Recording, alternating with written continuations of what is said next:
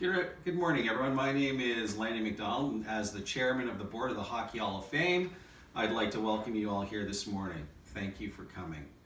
We're very excited to have you all present as we officially open our newest and most inspiring exhibit to date.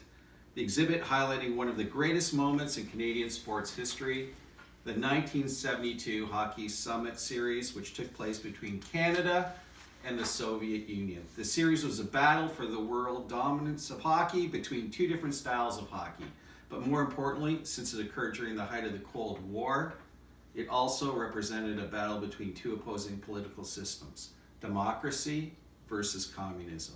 One of the Canadian players who became a national hero because of his Game 8 winning goal is here with us this morning. Please help me in welcoming the one and only Paul Henderson. Thank you, Lenny. I really appreciate you giving me the opportunity to speak this morning. It's a huge honor to be here. Before I answer your questions, I think it's important to reflect back on the series. Yes, it was a series about hockey supremacy.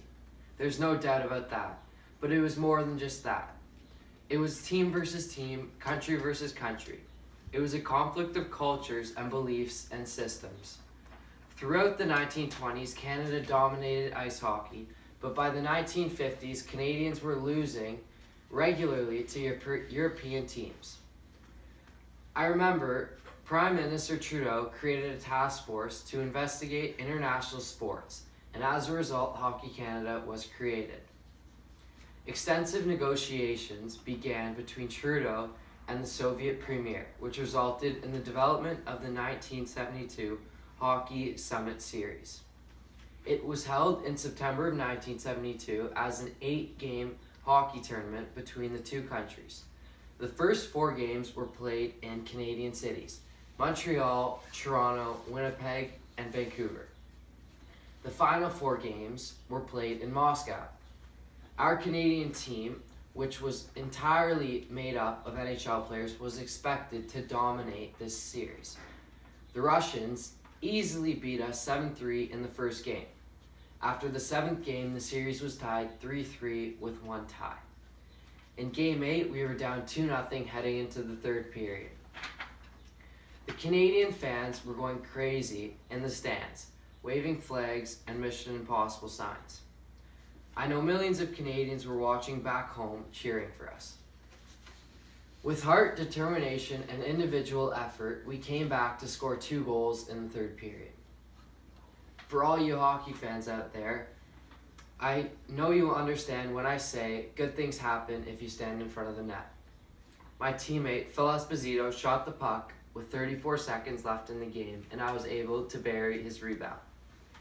It was the greatest hockey moment of my life, and I was never prouder to be a Canadian. Now, if we still have time, Mr. McDonald and I would be happy to answer some questions. Mr. Henderson, thank you for the detailed recap. I've heard so much about this series from my father and grandfather. They remember exactly where they were when you scored that goal. We as Canadians always thought we were the best hockey players in the world. Can you explain if you felt this was the case during the series, and is this still the case? Although we won the series, many people thought the Canadian players were dirty and rough. I know we compare the series to warfare. We believed we were fighting for a society's ideology. Peaceful Canadians became warriors. The pressure on both teams to win was unbelievable, and that impacted the type of hockey that was played and the emotions on the ice. After the series, the sport changed dramatically. Our physicality play and sheer hard work wasn't enough to compete with the Soviets' excellence. The game became more skilled, more about skating and teamwork and high-end skill. The game is more like that today, even on the international stage. With the series at the height of the Cold War, in your opinion, what was the political significance of a win for Canada? Well, I'm sure you understand, nationalistic feelings were very intense at the time. There were huge differences in social, economical, and political beliefs between the two countries. Russians believed their way of life was superior. This series was important, and as a result, Canada and Russia became more tolerant of each other and grew to respect one another.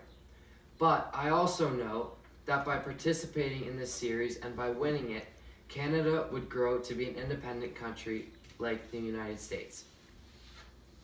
Having just watched Canada beat Russia in the World Hockey Championship quarterfinals in Denmark, how would you describe the way Canadians versus Russians played the game of hockey in the series?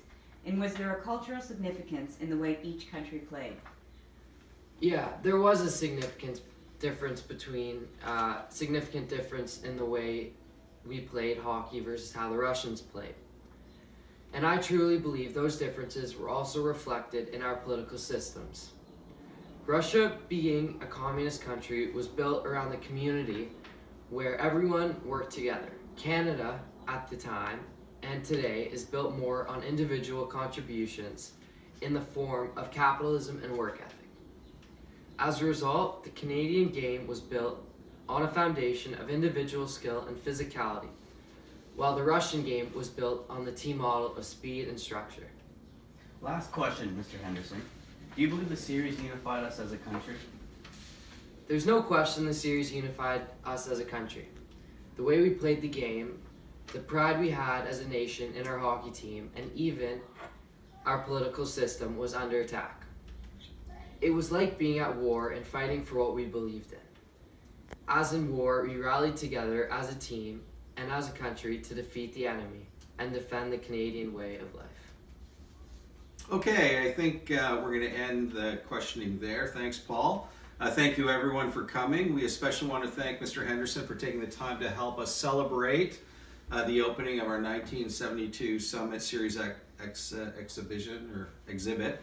If you'd all please follow me, you will have the opportunity to tour the exhibit and see the wonderful pictures, videos, and historic memorabilia and interactive games that we have to show you today. Thank you very much, everyone.